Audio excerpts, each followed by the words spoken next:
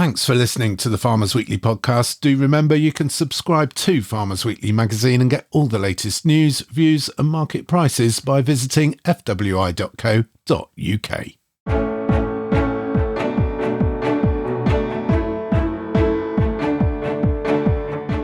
It's probably no secret to anyone that commodity prices are well subdued, so anything we can all be doing this year to be risk adverse, I should say, is going to be worthwhile. I think it's a year to get through this next one and crack on again when prices seem to pick up, hopefully.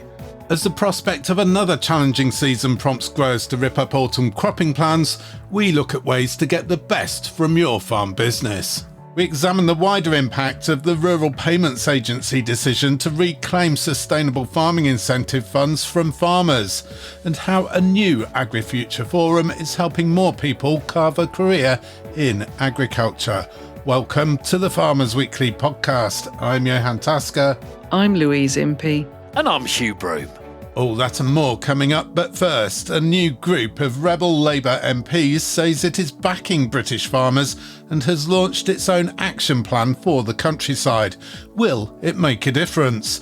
The Labour Rural Research Group numbers 27 Labour MPs as members, with as many as 100 more said to belong to a WhatsApp supporters group.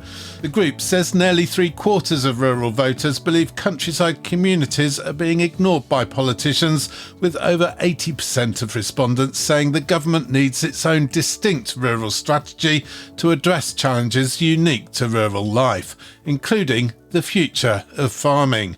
Louise and I caught up with Group Chairman Jenny Riddle-Carpenter, MP for Suffolk Coastal, at a recent farming event near Ipswich, and I asked Jenny what the group's doing about the government's decision to impose inheritance tax on farmers. So I think I mentioned in that session earlier, didn't I, that when, and this is from me from a personal perspective, but just indulge me for a bit, that when it was a rumour pre-budget, myself and a group of colleagues, about 10 of us I think it was really, went in to see the Chancellor to share some concerns that we had about the policy, and I'm continuing to represent the views that come forward to me via my farmers and via the constituents. I continue to work with stakeholders and put forward sensible ideas to government, and that work isn't stopping between now and the budget, so we're expecting to vote on it obviously on the 26th of November, and I've been really clear to any farmers that reach out to me, any stakeholders that reach out to me, that the time that's important is between the policy coming out last year and the votes and being able to advocate for them. And Labour Rural Research Group more widely, so that's the 26 other MPs that are on that group.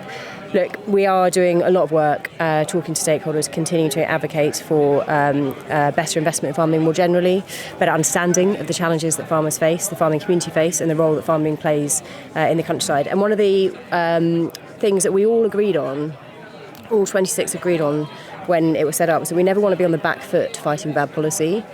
We want to be on the front foot leading it with ideas that have come forward from the sector, from not just farmers but the wider sector, and that we can shape policy far better on the front foot rather than be fighting from the back foot. And as you say, farmers have the answers, but there's a blockage, if you like, higher up, back in Whitehall, back in the government. What can you do to help with that, and what should they be doing to make that situation change?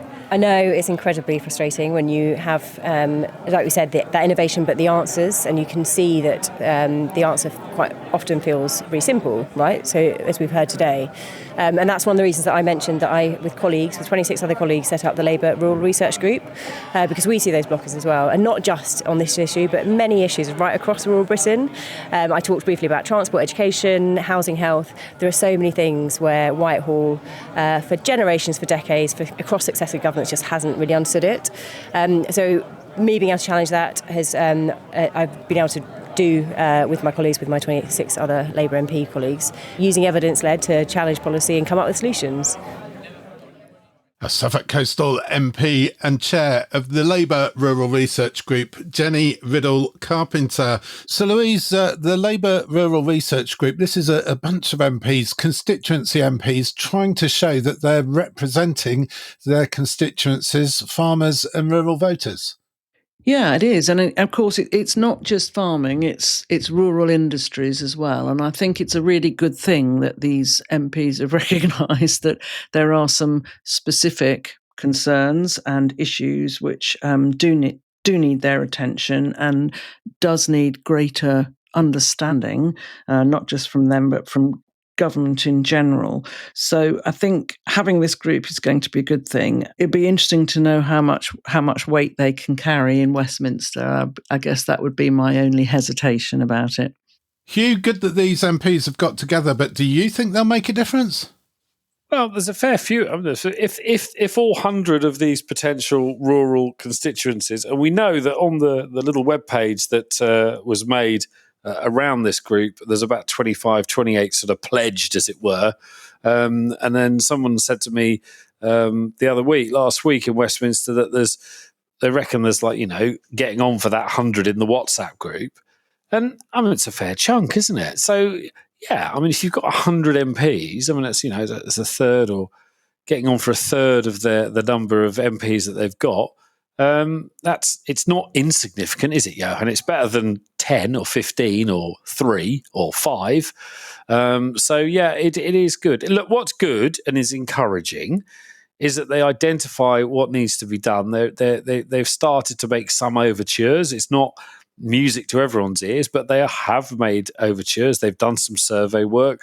They've worked out that there's all the stuff that we've been talking about for years, the differentials in terms of economic performance, etc., in rural constituencies versus urban, and so on and so forth. And that will be music to Jonathan at the CLA's ears for his rural powerhouse agenda that he's been, trying to get people to engage with for years. So they might pick up that. So we'll just have to wait and see. But it's a positive move, isn't it, as opposed to a negative move? It is a positive move forward, and fair play to them for doing it. Yeah, Jonathan Roberts and the Country Land and Business Association, with their long-running campaign, their Rural Powerhouse campaign, trying to get politicians to recognise the untapped potential of the rural economy and agriculture. Louise, you and I were at this farming event in Suffolk the other week where we met Jenny Riddle-Carpenter, and I was asking farmers there whether they were happy with Jenny as their constituency MP. In other words, being represented by a Labour MP when they disagree with many of the Labour government's farming policies, or whether they prefer to be represented by a Conservative opposition MP. And it was interesting because this, of course, is the Suffolk coastal constituency, previously represented by former DEFRA Secretary and Tory MP Therese Coffey. And the farmers I spoke to said Jenny was proving to be a really good constituency MP, even though she's Labour, and she was far more interested in agriculture than Therese Coffey ever was. And they felt that a Labour MP and Jenny could be perhaps more influential at a time when we have a Labour government. Yeah, and that's completely understandable, isn't it? You feel like you've got a more direct route into the heart of things and where the decisions are being made. The sort of looking slightly further ahead, the interesting thing for this group is whether they're all going to be in jobs after the next election, because we've seen the polls and the figures about whether anybody in a rural constituency is ever going to vote Labour again, and it was a pretty resounding no. So they will be very aware of that as well, and they will want some sort of job security, I guess. Well, exactly. And little more than a year after being elected to Parliament, you can quite understand why these rural MPs are probably already worried that they may not be re-elected, even though the next general election is, could be 4 years or so away, Hugh. Well, it could be 4 years ago. It could be sooner. But yes, we've sort of mentioned this before, haven't we? I think it was the CLA first did the analysis when the whole inheritance tax thing kicked off. And they reckon there was about 100 and something, 104, 108 Labour MPs that you would consider to be in a fairly chunky or in constituencies with a fairly chunky rural bit as part of it. And obviously they're looking down the barrel of a one-term wonder MP career, aren't they? So, and fair play to them. They've come together and they've formed their rural research group. The big question then, Hugh, are these MPs doing the right thing? Are they truly representing the interests of their constituents, or is there a certain amount of self-preservation going on here? Look, there are some MPs, aren't there, regardless of what flag they're flying, what colour flag they're flying, there are MPs coming relatively small different boxes, there are the ones that, regardless of what flag they are flying, they will be good MPs because they're just good people. And let's not forget, for all the negative press MPs get, it is a big thing to do what they do, to stand up on a box, to be counted, to be scrutinised, to be shouted at, and of course now in 2025 to be utterly abused on the interweb and on social media. So that's a big thing to do. So there are those that are going to stand up and do it whatever colour they are, and they'll be good MPs. There are the ones that obviously tie themselves to the flag of convenience, which whatever their party is, and then there are the ones that are hopeless. And there's been a few of them, although they tend to get voted out after a time, who just get in there because they want to get in there, but don't actually deliver anything. And they can come from different parties as well. So look, of course, it's going to be more useful to have an MP that's part of the government or in the same party that is the government in power. But the key thing is the influence that those backbench MPs can have on the front bench, on number 10, on the Treasury. And that's the questionable thing. And given what's been happening for the last 12 months with this government administration, not much has happened there because number 10 Treasury has just gone along completely blinkered. Someone made a comment the other day when the Mandy affair was really cooking on, and Starmer was said to have been hanging around the division lobbies during a vote talking to backbenchers, and one of the guys said, "Well, we've never seen him do this before." So yeah, they've just it's great that these people are in power. It's great that the farmer. I get why he's saying what he's saying in terms of supporting that MP and wanting that MP there that is of the same party that's in power. But the ultimate question is how much of that backbench message can get through to the front bench, to number 10 and the Treasury. If they start to come together in a more organised format, then that is going to have an impact potentially. We're expecting more reports and recommendations from this rural group of Labour MPs in the coming months. One thing I would like to see in those future reports is some harder numbers around the recommendations, Louise. Yeah, no, you're right. And it's going back to that event near Ipswich. I mean, Jenny got a very good reception, didn't she? She's clearly spent a lot of time with farmers and with the rural industry in that constituency. She does understand what the issues are, and she does appear to be on their side. And they very much felt that too, which is really good. The general perception amongst farmers isn't it, that Labour doesn't really understand the countryside, and that rural issues, they're not really that interested. They're very much seen as an urban party. So I think this group has got quite a lot of work to do, but I think they recognise that, and that's even why this group has been formed. So if they can really help with the future direction of agriculture and farming and how the government views that, then that is going to be helpful. We just have to hope that the agenda doesn't get hijacked by lots of other things. But useful to have this group. Good to hear Jenny and see Jenny in action, actually. She would very much say, look, we're not ignoring you. We're not, we do understand some of these countryside issues, and we are on your side. The Farmers Weekly Podcast. At Avant, we crafted compact loaders for arable farming that transform the way you work. Our machines offer unparalleled versatility and efficiency, serving as your partners in productivity. With a wide range of attachments, Avant loaders assist in field preparation, crop care, and harvest activities. Their powerful hydraulics and compact design ensure smooth operation in tight spaces. Join the thousands of farmers who trust Avant for their best yields. Avant, innovation that works as hard as you do. Search for Avant now. The Farmers Weekly Podcast. Now, subdued market prices on the back of a challenging season and the prospect of little change in the months ahead are prompting growers to rip up autumn cropping plans. Some are ditching winter wheat, others are thinking twice before drilling winter barley, and still others are abandoning break crops altogether, perhaps with the exception of oilseed rape. I caught up with Cambridgeshire grower James Wanwell and asked him how harvest had been and what he was looking to do this autumn. Incredibly mixed. Oilseed rape generally pretty good, as I'm hearing across the board. Most places had not a bad rape harvest.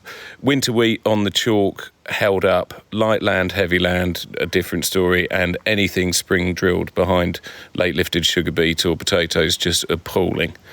Quite simply, dreadful. And going into the autumn, have you changed rotation or your cropping strategy or varietal choice in the light of this past year? It's probably no secret to anyone that commodity prices are well subdued. So a bit more oilseed rape gone into the ground this year. Dropped back the area of sugar beet in place due to the price decrease with British Sugar, and really just trying to get as much stuff onto forward contracts as we can, just to limit a bit of risk, and sort of something we can budget to is going to be quite key. On a separate note, just cancelled a pick your own pumpkin patch due to the drought, which again, not the year you want it, which is going to have a significant impact on income this year. So weather and markets, then, both things that are largely, I guess, outside your control, but you're trying to mitigate that risk. Absolutely, yeah. I think anything we can all be doing this year to hold our risk, or be risk adverse, I should say, is going to be worthwhile to get through. I think it's a year to get through this next one and crack on again when prices seem to pick up, hopefully. That's Cambridgeshire grower James Wanwell, who also caught up with Louise Penn, an agronomist and farm business consultant with Ceres Rural. I think it all feels a bit doom and gloom, but, pressing on, trying to make sure that cropping 2026 is successful. I think the biggest thing at the moment is trying to hold back people from going drilling too early. It's easy to understand why after last autumn, but I think it's reminding people the challenges of drilling early, BYDV, blackgrass, increased disease pressure, all of those things to make sure that we have some competitive crops going into the autumn. Crops, of course, need moisture as well. We've not seen much of that. No, I had anyone growing oilseed rape hung on till we had some moisture. Some of my clients have only just recently drilled. It's not forgetting that as much as a seed needs moisture to grow, actually a lot of our chemistry, residual chemistry, needs moisture to work effectively, and UV also breaks down chemistry. So, we want crops out the ground quickly to be competitive as much as a crop grown early into warm soil will grow quickly. It also needs moisture to get out of the ground. So I wouldn't be drilling until we've got some moisture coming and some rain on the weather forecast. Some people are giving up break crops altogether, just missing them out. Yeah, I can see a lot of my clients moving towards more cereal-based rotations. Even at home, my family farm, we've actually gone to continuous wheat now. Break crops, just a struggle. We're losing chemistry, pest pressure. People underestimate the amount of time and effort it takes to keeping pigeons off rape in the winter. I can see a lot of people moving away more from break crops and towards cereals, but also it's managing that rotation and how you can keep growing cereals in a sustainable manner too. And you say it's a little bit doom and gloom out there. Yes, it is, but this is farming. We're eternal optimists. Otherwise, I guess we wouldn't be in agriculture. People are still looking to the future and I guess in the nicest way possible, hoping they get lucky. Yeah, I think, I was having this conversation with my dad the other day. Farming goes in cycles. There are, good periods and bad periods. It's definitely not the best period for farming. But I think we have to look for the future and, we farm because we love farming and growing crops is what we do. So I think it's keeping forward towards the future, speaking to other people in the industry, trying to keep each other upbeat. We're all in the same boat at the end of the day. I think it's just checking in on each other and keeping going forward for another year. That's agronomist and farm business consultant Louise Penn. Now, the changing climate and no such thing as a normal season means challenges for plant breeders too. I spoke to Kate Cobbold from KWS, which has introduced a Productivity Squared initiative to help growers get the most from seed varieties. And Kate told me yield and resilience in a variety remains key. So at KWS, we're continually striving to breed varieties that are raising the benchmarks, be that with yield, be that with disease resistance. but really trying to bring varieties through to market for farmers that really meet their needs. And then alongside of that, ensuring that those varieties have good end use homes as well, and they meet the quality parameters. So if it's a milling wheat for the millers, for malting barley, for the malting barley industry as well. So we've had another hot summer, possibly one of the hottest summers that we've seen in recent years, if not ever.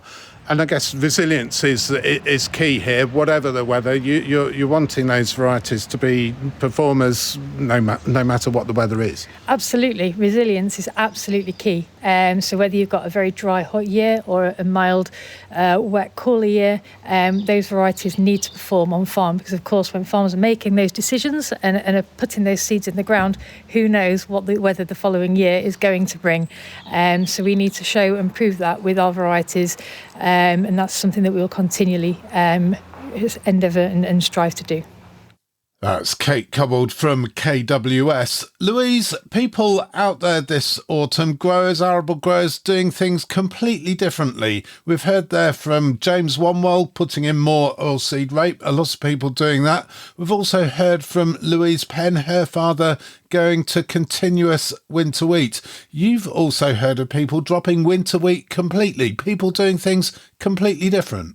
Yeah, completely different. Well, there are certainly a lot of growers thinking about it. And, this is all on the fact that these commodity markets, commodity prices are really low at the moment. Costs are high, and there are some very difficult decisions to be made. I mean, I have to say, I've never really known a time when growers were actually thinking, should they or shouldn't they be planting wheat? Wheat has always been the banker, and it's been the real backbone of the rotation. But all of a sudden this year, when you look at the figures, and when you look at the performance as well that people have had for the last 2 years, it's a much more difficult decision, and not growing wheat is a major departure, and then you have to decide, well, what are you going to do? And of course, there are some options, but there'll be different answers for different farms. But yeah, a really lot of head scratching going on. Well, let's look, run one or two of those options past me then, Louise. What are growers telling you that they're going to do? Well, there are various options, and they've all got their pros and cons. So, I can't give a definitive answer for that. But, one option, for example, is low input spring cereals. So, that's if you're entered into that in the SFI. You won't lose money on that option, and obviously you'll have much lower input costs and everything. Another option, which actually has already happened this year, is that we have seen more oilseed rape going in the ground. Now, again, to say that a break crop's going to produce more money is it's a surprising thing, but there you go. We have seen that happening. So people have gone back into oilseed rape a bit. The other thing which you can do, you can only do it with rotational options, but where you are in the SFI, the Sustainable Farming Incentive, you can flex those rotational options up. So you may be able to increase some of those areas if that's what you need to do. Difficult to know what else to say. And I guess once you've changed your rotation, once you've decided you're not going to grow wheat, it's going to have a knock-on effect afterwards down the line. Oh, absolutely. I mean, what is the rotation going to look like after that? I mean, we are quite used to rotations being very flexible, but that's, as I say, it's a really, really big decision that, and it's going to affect the farm for a number of years. So people will have to think quite hard about what they are going to do. I don't think that there's an awful lot of winter barley gone in the ground. Obviously, that's still happening at the moment, but I think that was a small crop area last year, and I don't think that's going to have changed much this year. So you've got to think really hard and decide what you're going to do. You've got to go through the figures. You've got to remember that this is farming really without any support. And in some cases, that the bank manager will have to have a say in what can and can't be done. Growers not growing wheat, thinking twice about growing winter barley. Some growers not growing any break crops at all. Some growers, as we heard in the audio, like James Woomwell, not cutting back on variable costs, but focusing more on trying to reduce their fixed costs. Things like machinery, we know that's been really, really expensive in recent years. So I guess different growers taking a different approach, but everybody trying to scrape a little bit of margin. Yeah, that's absolutely right. I mean, we have seen people do what they can do with inputs, really. So those fixed costs, I mean, they aren't fixed, are they? They've escalated in the last few years. So that definitely will be an area which is getting a lot of attention at the moment. Yeah, as I said, people have done quite a bit on inputs already. Of course, we have to remember that we had this unusual situation developing with yellow rust this year. And, you can expect that next year is going to be worse for that, because after all, that is a wind-blown pathogen and we didn't see all areas get hit by that this year. So next year, I think that's going to be, a problem, and people are going to have to be prepared for that. So there has to be some expenditure on these crops, as we're learning. And then you've got to throw the weather in there as well. Yield, I guess, is still going to be key, but margin is so important in terms of productivity. You say that people aren't growing winter wheat, but they will be moving to spring wheat. I guess a lower input crop plus that SFI payment is going to make that a little bit more productive. Yes, hopefully. I mean, it could be spring wheat. It could, of course, be spring barley. So there's another option there, or even spring oats. I suppose the thing that we have to bear in mind with spring crops is that we did have quite a big drought this year. And of course, spring crops, that's their Achilles heel, if you like. If you have a dry spring, they never do as well as they should do. So yeah, as I said at the beginning, these aren't easy decisions at all. Different solutions for different farms, I'm sure. And I guess we know we're going to have a different growing season next year. So, yeah, maybe that is the solution for some. The Farmers Weekly Podcast. The Farmers Weekly Podcast.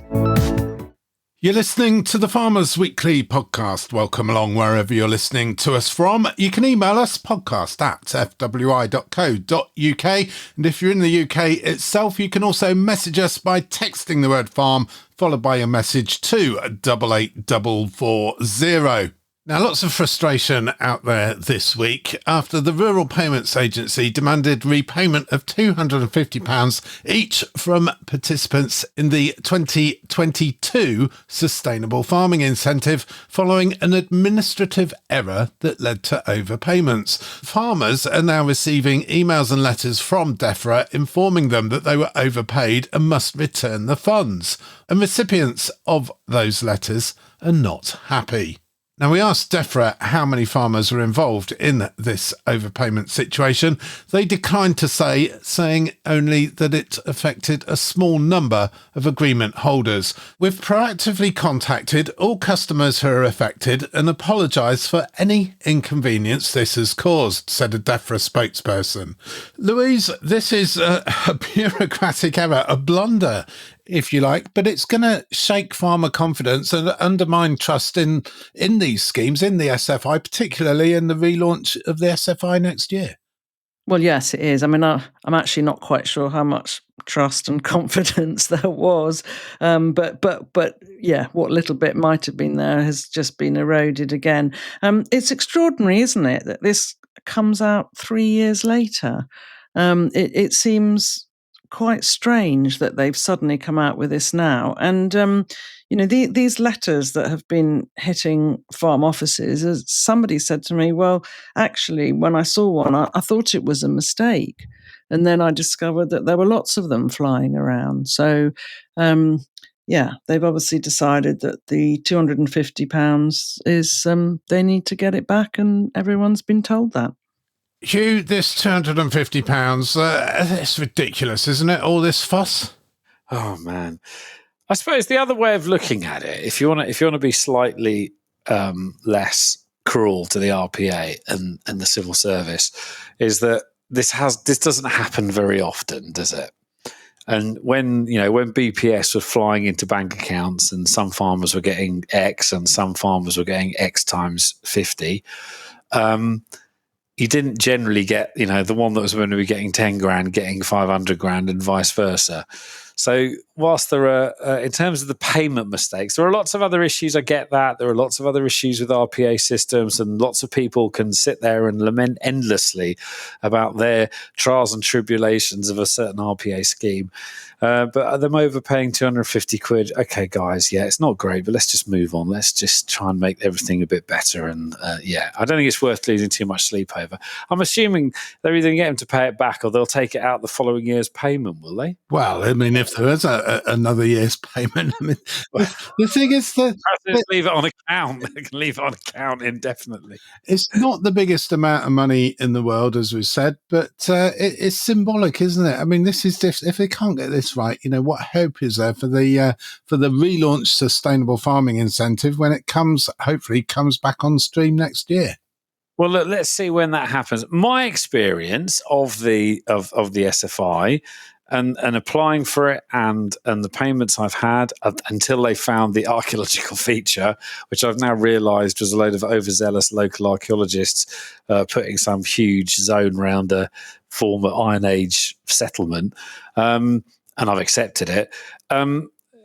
My experience, yes, it's been great. The application thing was really, once we got the land code uses sorted out, land use codes sorted out, it was absolutely fine. And they've paid it out on time. It's worked. Look, these people are giving you money. They don't have, well, you could argue they don't have to. This is money that's being given to you. Get on with it.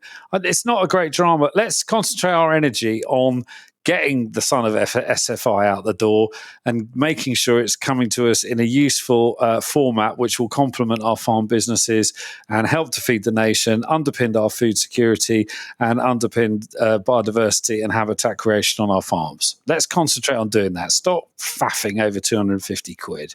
Well, I never thought I'd hear the day, Hugh, where you'd be sticking up for the Rural Payments Agency, but there you go. Look, Louise, this is, Hugh says it's only 250 quid, but it has wider repercussions, doesn't it? I know, and you can actually fully understand why farmers quite often say that the RPA isn't fit for purpose, because this is the sort of thing that happens just all too often, really. I mean, this is the latest thing, but they've got so used to this sort of thing, and it's just not helpful, is it? It as you say, it's not a big sum of money.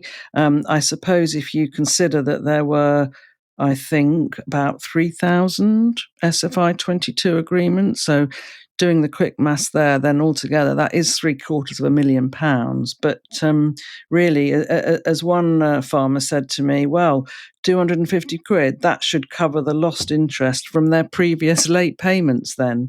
And you can fully understand why they might be thinking that way. You can indeed. Hugh, news of a different kind this week caught your eye. Cows, footpaths and ring feeders. Yeah, go to Carnforth Everything Facebook feed.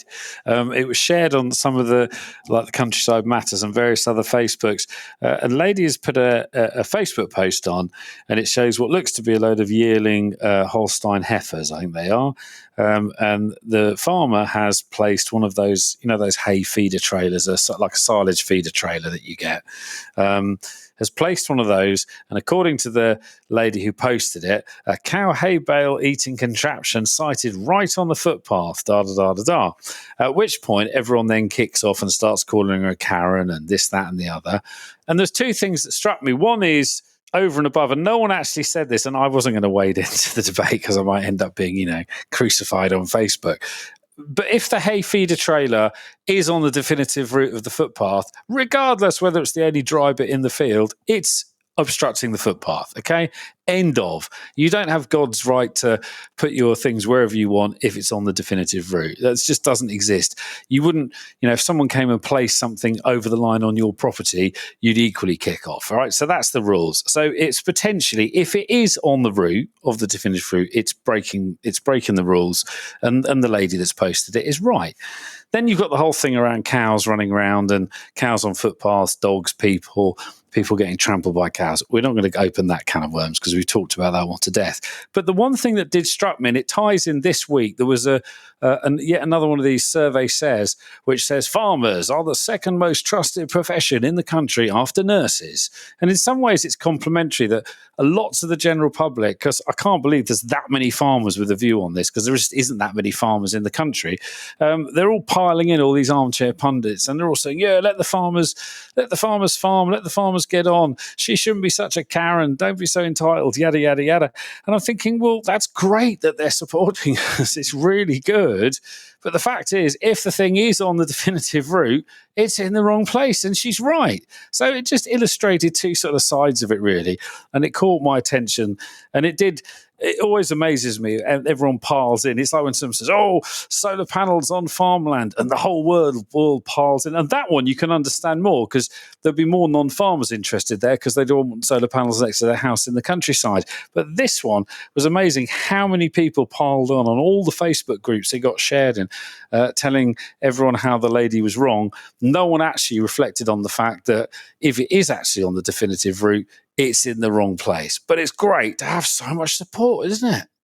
Lots of support at the moment for farmers. Louise, including in the Times this week, a column by Alice Thompson. Yeah, I mean, this was a strongly worded piece. The headline was "No wonder farmers have a beef with Keir Starmer." And Alice doesn't hold back, actually, in that piece. I think she was entirely right with what she put. She does say the rural economy is tanking. Everyone else seems to be able to recognise this, don't they? The other point that she makes in that article, and everyone should read it actually, is that she says the government has done everything it can to destroy rural life in a year. And I know she's not the only person that's thinking like that.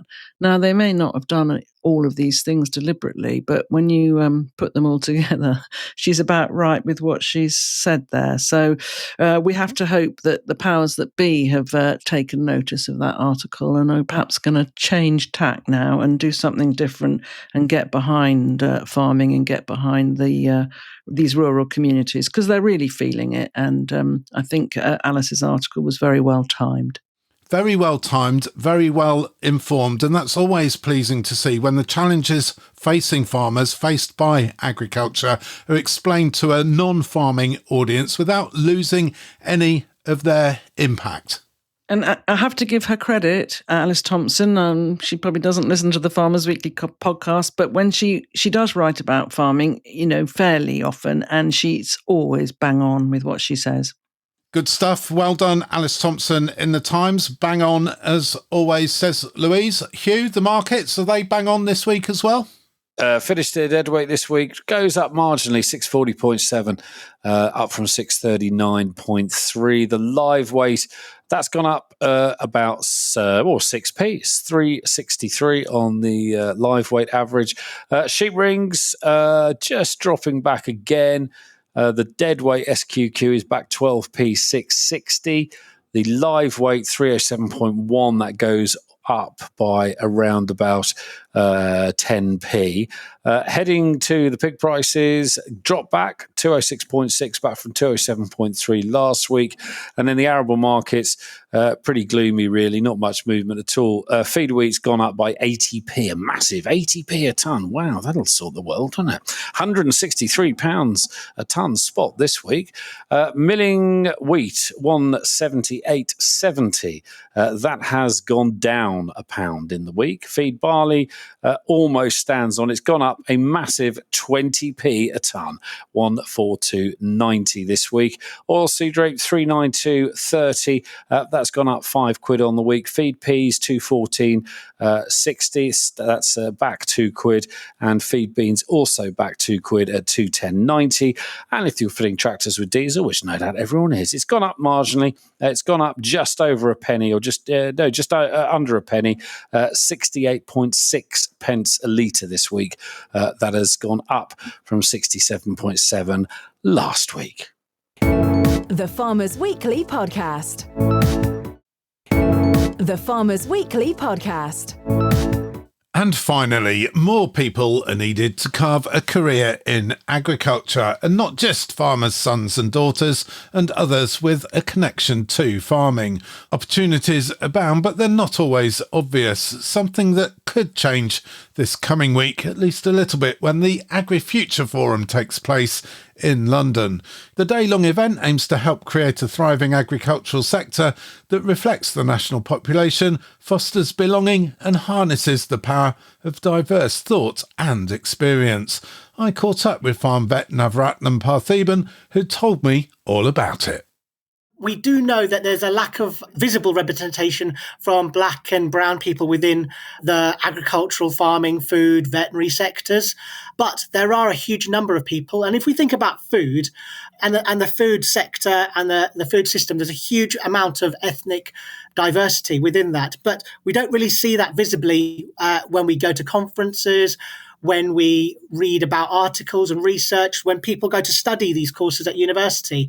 So what I want to do is create a hub where we can increase the platform black and brown people within these spaces. Also, articles and research that's going on, but also a place where you can get connections and understanding about different cultures and different backgrounds.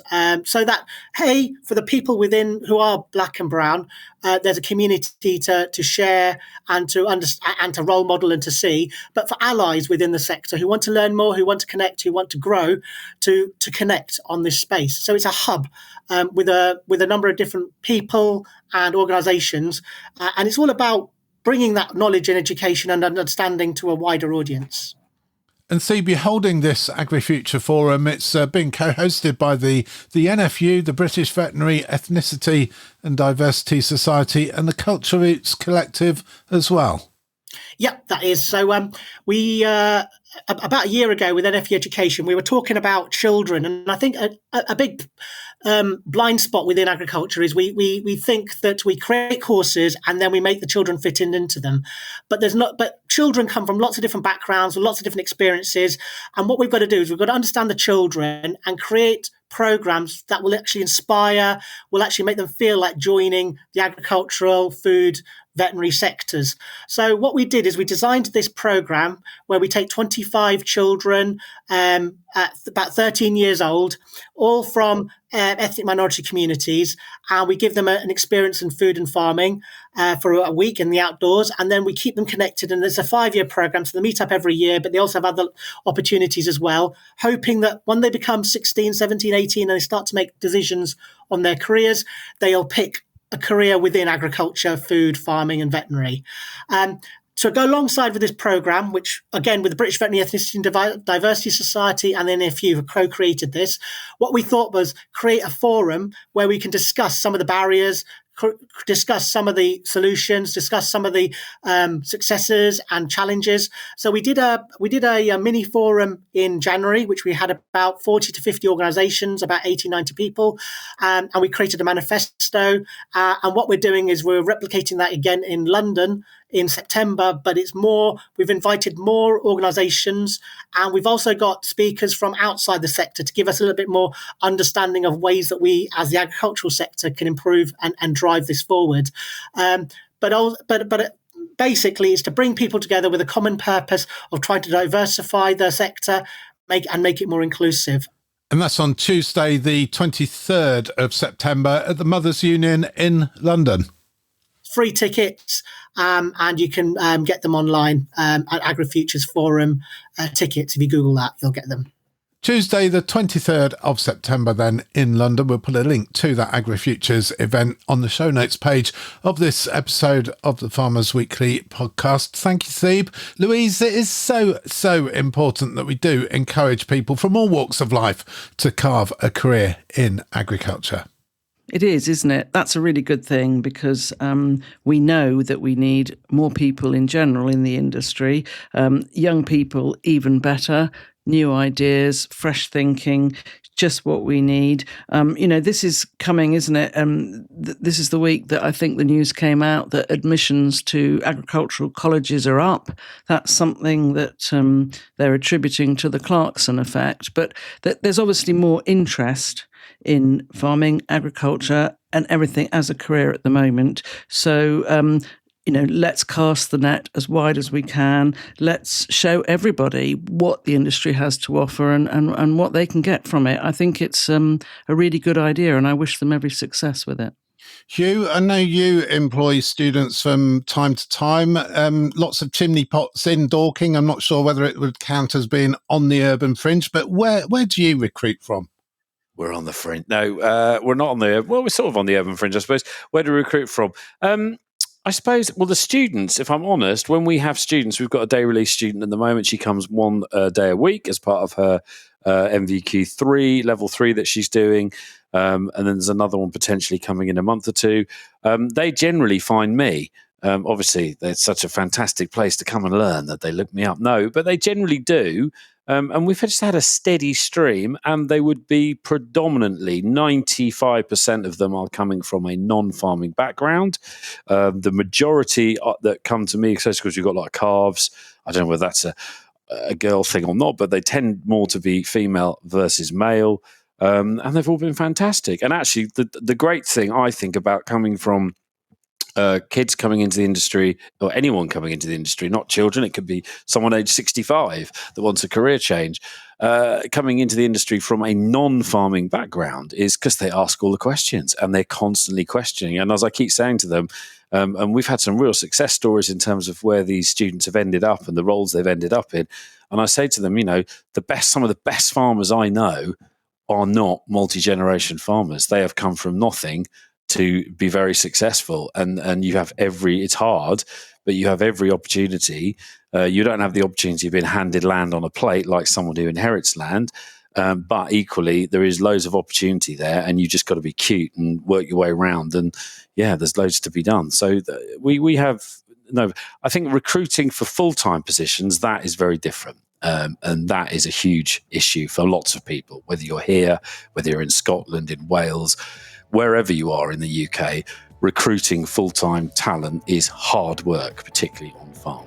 Hard work on farm, but hard work, Hugh, being nothing that any good farmer has ever been afraid of. And good luck to the AgriFuture Forum as they strive to encourage more people into the wonderful world of agriculture. And that's about it for this episode of the Farmers Weekly podcast. We do hope you've enjoyed what you've heard.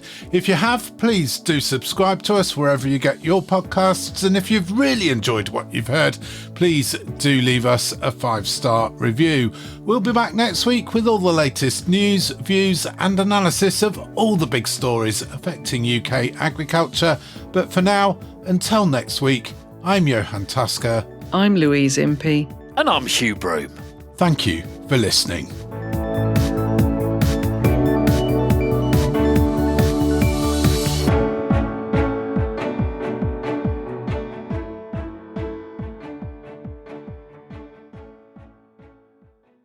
Thanks for listening to the Farmers Weekly podcast. Do remember you can subscribe to Farmers Weekly magazine and get all the latest news, views and market prices by visiting fwi.co.uk.